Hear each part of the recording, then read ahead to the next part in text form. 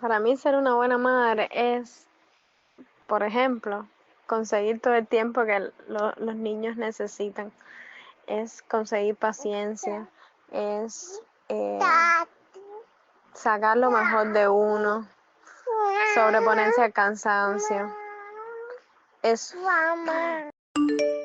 Por lo general, las madres tienden a desplazarse como seres humanos y a poner el papel de madre en primera opción. Y si no lo haces así, el resto de la sociedad te juzga. Y eso incluye a familiares, amigos que cuestionan tu manera de ejercer la maternidad o el modo en el que educas a tus hijos. Y después que me casé, que tengo mi familia estable y tal, con mi esposa y mis animales, pues decidimos que no queríamos tener hijos. No es ni aquí ni allá, que no queríamos tener hijos. ¿Y tú para cuándo vas a parir? ¿Para cuándo piensas tener hijos? ¿Y el segundo? Muchas mujeres han escuchado estas y otras preguntas similares más de una vez, alimentadas en esa idea de que todas las mujeres llevamos dentro un reloj biológico que, tarde o temprano, empezará a sonar. Un supuesto instinto que nos hará anhelar la maternidad, desearla sobre todas las cosas, saber automáticamente cómo calmar un llanto o interpretar cada necesidad de un bebé, como si ser madre fuera un software preinstalado en las mujeres. De mitos y estereotipos asignados a la maternidad estaremos hablando hoy en La Nota, a propósito de celebrarse cada segundo domingo de mayo en Cuba el Día de las Madres, una fecha que creemos puede ser propicia no solo para celebrar la alegría de la maternidad, sino también para visibilizar las presiones sociales que las rodean y reflexionar sobre cómo estas expectativas influyen en la vida de las mujeres cubanas y los desafíos que enfrentan al intentar cumplir con esos ideales. Desde ya dejamos algo claro. La diversidad de experiencias de las madres va más allá de moldes preconcebidos, porque cada mujer tiene el derecho de vivir, o no, su maternidad de manera única.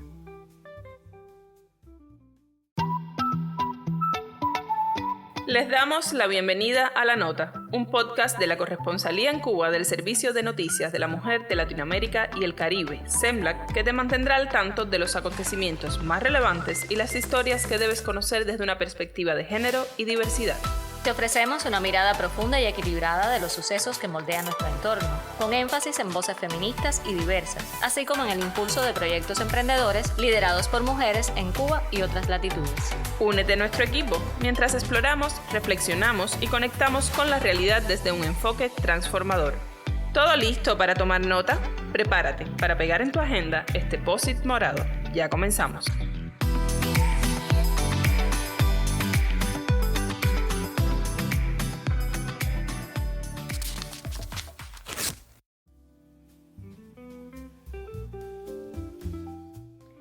Detrás del llamado instinto maternal está la culpa de quienes no lo sienten, la angustia de quienes se esfuerzan por fingirlo y la presión social que convierte un estereotipo en una exigencia. Porque el instinto maternal ni es universal, ni mágico, ni garantía de amor. Es, sobre todo, una herramienta para sobrecargar a las mujeres con una responsabilidad que debería ser colectiva. Y aquí hay una trampa enorme. El hecho de que solo las mujeres tengamos la posibilidad biológica de parir no significa que todo lo reproductivo, dígase la crianza y los cuidados, deba caer sobre nosotras.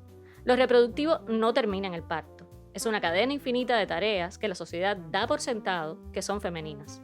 Y lo más problemático de esta idea del instinto maternal es que al presuponer que las mujeres ya sabemos o ya queremos, estás aceptando que esta distribución desigual no puede ni debe ser diferente. Para entender un poco qué sostiene este mito, conversamos con la investigadora Leticia Artiles. Yo creo que los mitos son construcciones sociales que se van elaborando y que se van transmitiendo y que tienen una base en el imaginario de las comunidades. Son construcciones socioculturales que en determinados escenarios van a asignar determinadas cualidades o atributos y que en muchas poblaciones, además de que se estructuran, son asumidos. Y ahí está muy relacionado con los temas de género. Por ejemplo, la construcción de género está muy relacionada con esos atributos del ser mujer o ser hombre, de los estereotipos que se condicionan a cada uno de los sexos Y por supuesto que en esa construcción binaria se elimina todo lo demás, o sea, lo demás no se tiene en cuenta. Y dentro de eso se estructuran los mitos que están vinculados a la salud reproductiva y que están vinculados a los correspondientes a las mujeres o a los hombres. Y por supuesto, esos mitos no van a vincular otras formas que pueden ser maternales o parentales que estén vinculados con mujeres y hombres, que no sea esa reproducción binaria que se plantea y que están determinadas por el género. El tema de la maternidad está muy vinculada desde la comunidad primitiva a la condición del útero femenino, que es la mujer, el sexo femenino, quien alberga el embrión. Pero la construcción de ese embrión, por llamarle construcción de alguna manera, la producción de ese embrión en la naturaleza está condicionada por dos elementos, un espermatozoide y un óvulo. Por tanto, las construcciones están biológicas. Sobre esa construcción biológica se levanta un constructo socio-biocultural, que es que la responsabilidad de esa reproducción la tiene la mamá. Y se mantiene esa dicotomía, que tú sabes que son los roles reproductivos, donde los roles reproductivos del cuidado, del maternaje, de la alimentación, de la salud del niño, le recae a la madre, pero también le va a recaer a toda la familia y se extiende a todos los demás. Eso sería un tema para tratar. Entonces, los mitos alrededor de la maternidad se estructuran sobre la base de esas asignaciones. Y es la forma de vivir, pensar y comportarse con respecto a esa maternidad que se corresponde con esos roles asignados. Y de estos conceptos deriva el famoso mito del instinto maternal como propiedad innata. O sea, el hecho de la maternidad le corresponde a las mujeres, y una mujer que no pueda tener esa condición de embarazo, ese instinto maternal, pues va a ser una mujer que en condiciones biológicas normales, digamos, si la reproducción no se produce, pues esa mujer a veces está frustrada, a veces la sociedad la puede sancionar con que esa mujer está seca. Desde luego, estos son criterios que hoy día no prevalecen, pero eran criterios que en las comunidades pues podían mantenerse de esa manera, porque se asocia este maternaje, esta responsabilidad de la maternidad con la mujer y como parte de su proceso de realización personal. Cuando uno decide esperar para enfrentarse a la tarea de ser madre, siempre está quien te pregunta, y bueno, ¿y para cuándo? ¿Y ustedes qué piensan? Y presionando, ¿no? Lo mismo la familia que los vecinos, que amistades.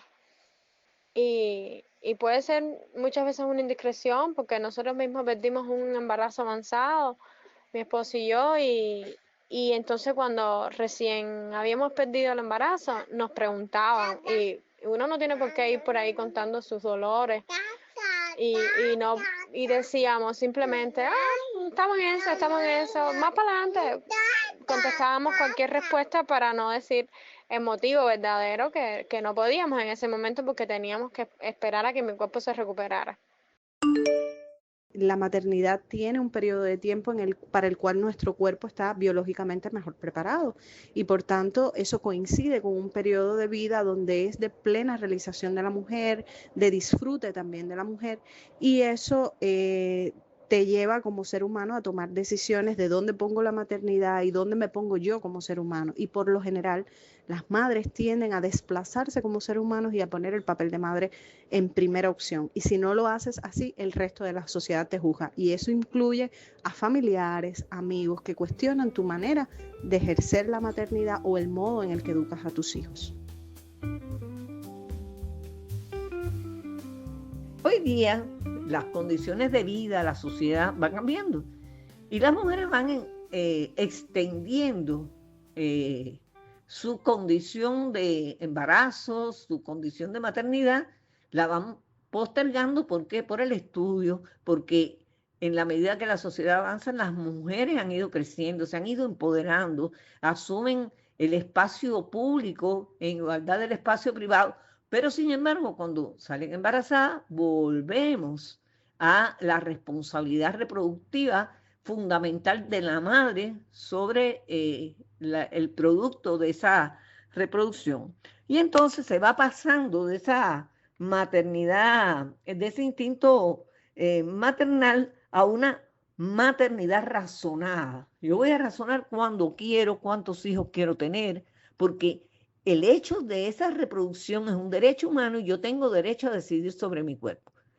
Mucho habría que hablar de esto, pero en términos de lo que ustedes quieren abordar, que es los mitos, yo trabajaría mucho o considero mucho el tema de este instinto maternal como un elemento fundamental que no es real, que es construido y que está determinado, o sea, es una parte de la determinación social de género que se le asocia a la mujer. Y se le asocia a la mujer porque, vuelvo y repito, los hombres siguen sin tener ese compromiso y ese involucramiento en la responsabilidad, no del embarazo, sino de esa construcción posterior que es tan necesaria para garantizar la incorporación de un ser humano a la sociedad. Por ejemplo, yo siento que existe una construcción social relacionada con la maternidad, que la madre, fíjate que menciono la madre con toda intención y no el padre, o no siempre el padre, pero cuando son los dos más la madre, si no duerme está bien, no pasa nada. No pasa nada si no duerme, si todas han dejado de dormir porque tú vas a quejarte porque no estás durmiendo.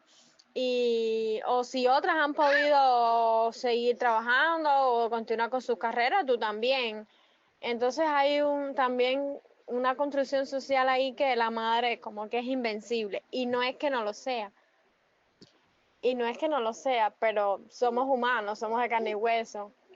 Y esa construcción social a veces hace que uno dude o lo piense dos veces a la hora de quejarse del sueño, del cansancio, del agotamiento, de las frustraciones. Desde mi experiencia, sí me he sentido juzgada por mi familia. ¿Por qué? Porque ya llega una edad en la que todo el mundo comienza a preguntar, a cuestionar por qué no has decidido, por qué no has tenido hijos. Ya 30 años es edad para haber tenido un hijo o dos. Y bueno, sí, en ocasiones he sentido la presión de mi familia, amistades, incluso personas que no tienen directamente que ver con uno, pero sí he sentido esa presión. Y bueno, al final ya uno decide. Realmente es una decisión muy, muy, muy personal, pero hay que lidiar con esas cosas. Ser madre es para muchas una de las experiencias más transformadoras de la vida.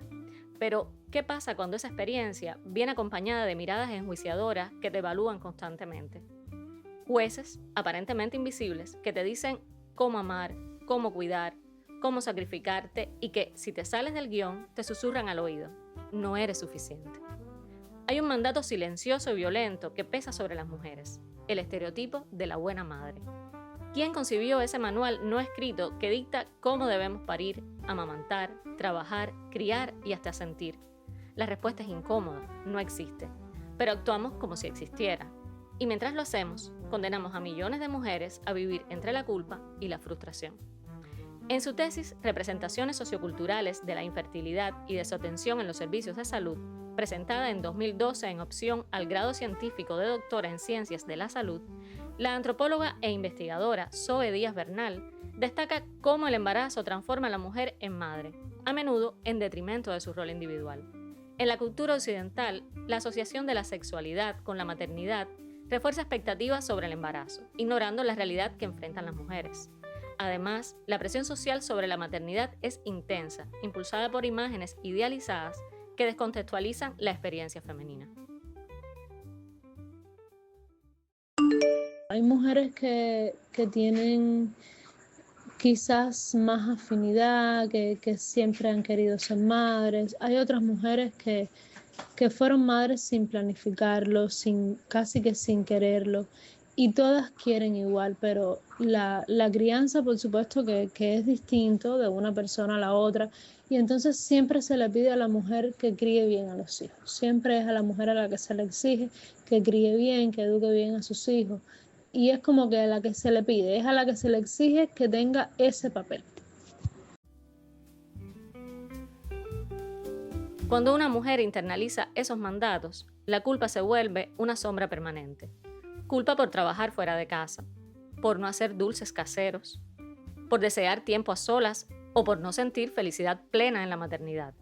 La sobrecarga no es solo física, noches sin dormir, jornadas interminables, es también emocional, la presión de ser vista como la responsable de la crianza.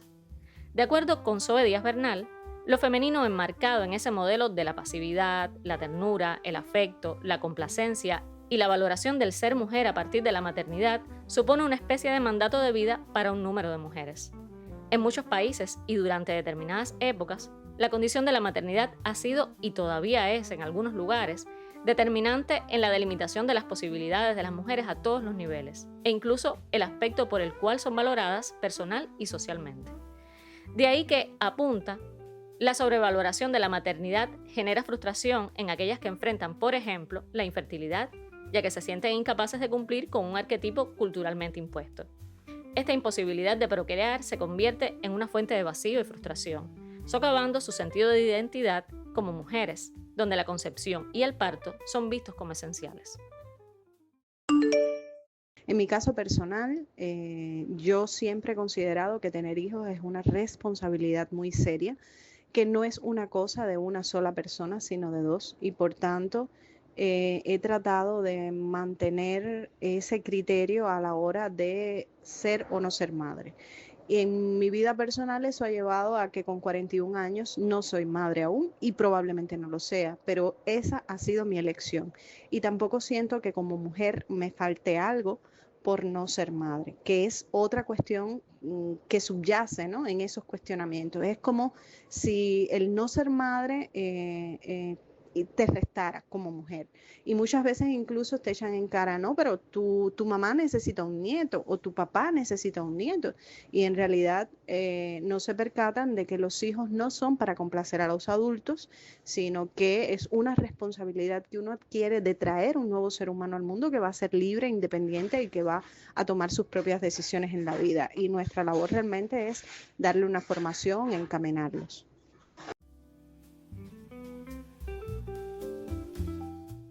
Por otra parte, en una sociedad que glorifica la maternidad como piedra angular de la identidad femenina, decidir no ser madre es un acto político.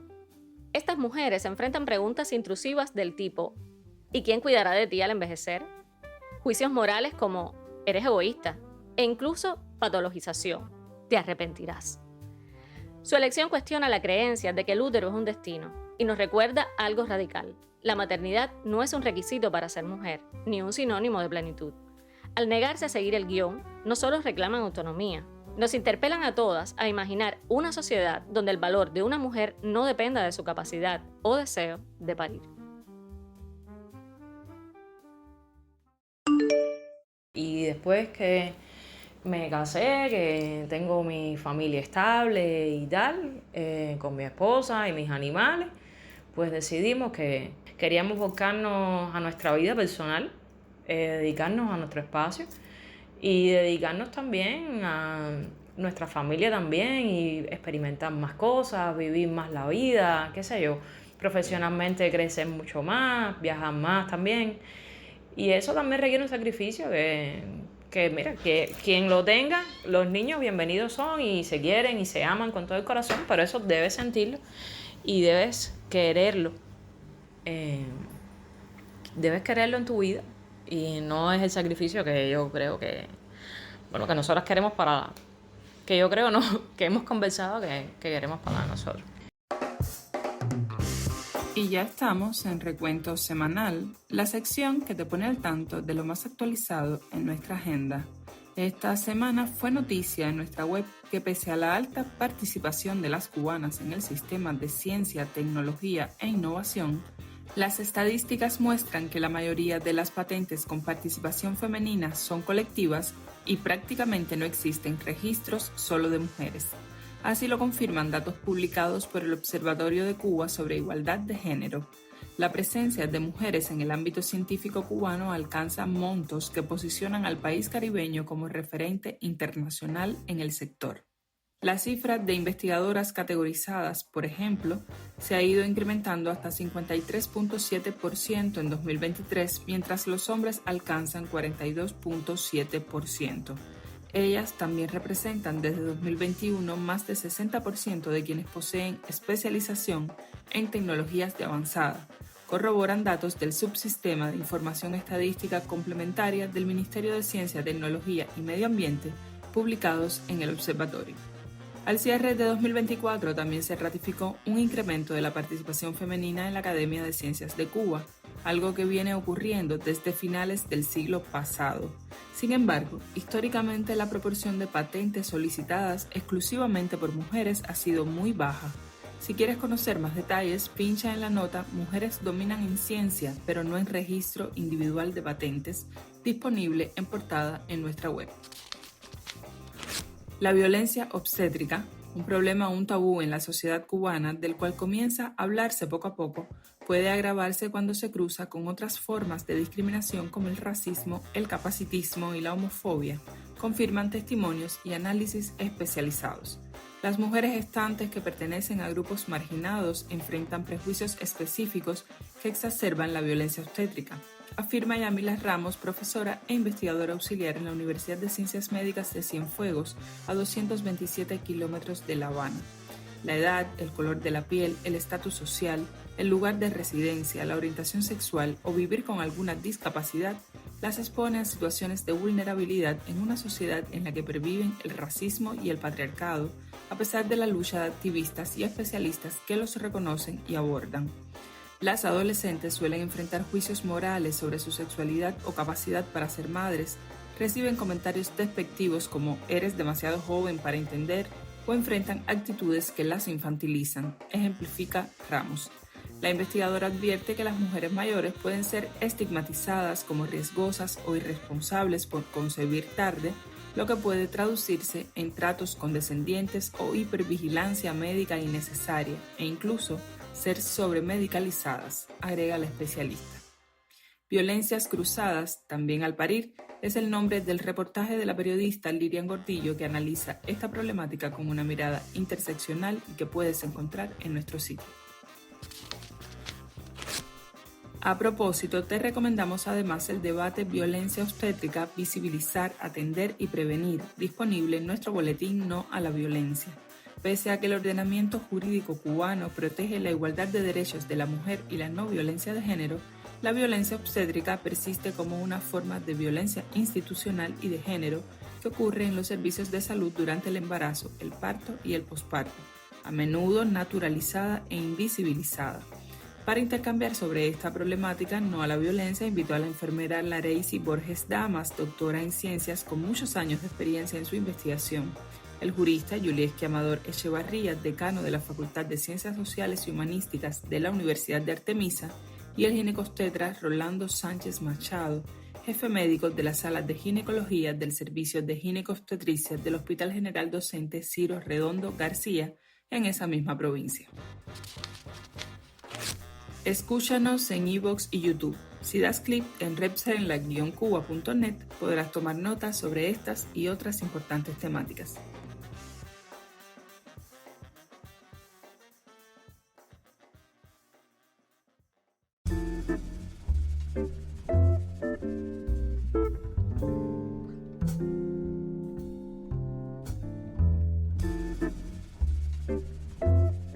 Estás en La Nota, el podcast informativo de CENLAC Cuba, y hoy hablamos de maternidad desde una perspectiva desprejuiciada.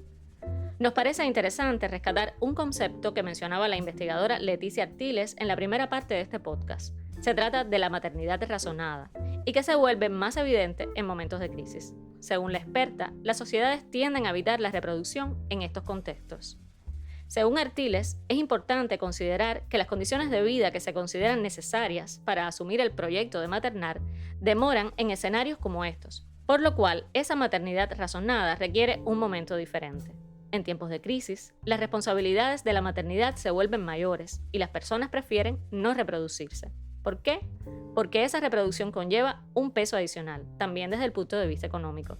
De ahí que la maternidad razonada lleva a la postergación de decisiones y en situaciones de crisis, esa presión sobre la decisión de ser madre se intensifica. Siguiendo la idea, en situaciones de crisis ya sabemos que se enfrentan numerosos desafíos que pueden aumentar el riesgo tanto de embarazos no deseados como de la postergación o el interés de postergar el embarazo, porque indiscutiblemente se producen situaciones que a menudo dificultan el acceso a la alimentación, el acceso a los servicios en determinadas condiciones, y esto va a limitar económicamente también. O sea, hay todo un constructo de la vida cotidiana que van a limitar en que usted se decida a embarazarse por todas las condiciones que usted tiene que garantizar. Y en ese sentido, yo creo que la maternidad razonada, ese concepto que desarrollé en contraposición con el instinto maternal, es una ventaja que responde al empoderamiento de la mujer y que permite decidir si sí o si no voy a tener un hijo o a tener más de un hijo, porque a veces no es tener un hijo, es tener más de un hijo, a tener una familia mayor, debido a que tengo que garantizar desde mis condiciones y la de mi familia la sostenibilidad de mi familia y de mi hijo o de mis hijos. No se le da la misma connotación a una madre cerca que a un papá cerca. Siempre los padres siempre han estado trabajando, entonces no creo que se igual con la responsabilidad. Siempre se va a ver más mal una madre que, por ejemplo, tenga que dejar a su hijo por cuestiones de trabajo. Siempre se va a ver mal más a la mamá que a papá. El papá lo hace y todo normal, es justificable. A los hombres tampoco se les juzga de la misma manera cómo ejercen la paternidad. Es decir, si un hombre sale a trabajar o si un hombre sale a compartir con amigos o si un hombre, pone su vida profesional por delante, por encima de la familia, de los hijos, pues no se le ve de la misma manera que a las mujeres.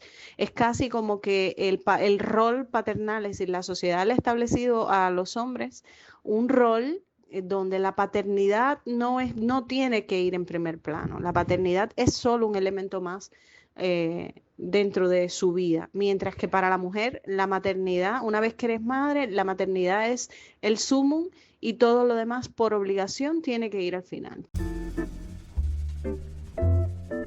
Como señala Zoe Díaz Bernal en su tesis, los cambios en la figura paterna han evolucionado de la mano con los de la maternidad. Factores como el acceso de las mujeres al mundo laboral, el movimiento feminista, los avances en anticoncepción y el aumento de separaciones y divorcios han reconfigurado el panorama familiar. Los hogares monoparentales, especialmente aquellos liderados por mujeres, también han contribuido a esta transformación. Los entornos culturales han cuestionado los aprendizajes de generaciones anteriores, proponiendo nuevas formas de ejercer roles y hábitos en las parejas. Así, la imagen del padre protector ha madurado, permitiendo a los hombres expresar sus emociones y participar activamente en las tareas del hogar y la crianza. También se ha ido abriendo el espectro de la parentalidad hacia las diversidades sexuales, ampliando las posibilidades a su ejercicio sin cuestionamiento social, sin tabúes y desde el reconocimiento legal. Yo creo que haber pasado de ese concepto a la maternidad razonada, donde las mujeres tienen conciencia de su cuerpo, de su responsabilidad, donde los hombres también se van incorporando desde las nuevas masculinidades a entender que hay una responsabilidad compartida en el proceso de la maternidad y de la paternidad, con la paternidad responsable. Creo que es una nueva construcción que debemos partir no de los mitos, sino de nuevas realidades. Y ahí está, que es necesario trabajar con mujeres y con hombres en estas nuevas responsabilidades de ambos y de la sociedad para que entienda estos elementos que son determinantes.